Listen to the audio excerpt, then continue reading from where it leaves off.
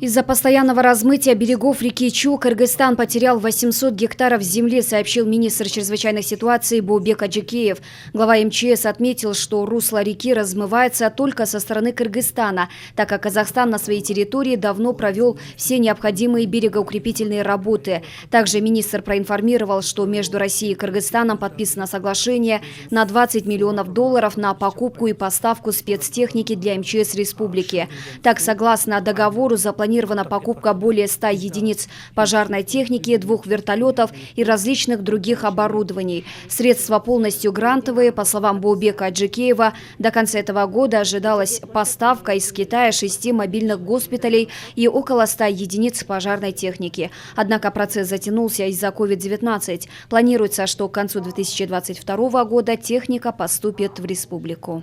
По большому вертолету у нас мы приобретаем один малый вертолет. Это Ансат. Это выглядит, это новейшая разработка России. Двухмоторный вертолет на базе канадских моторов.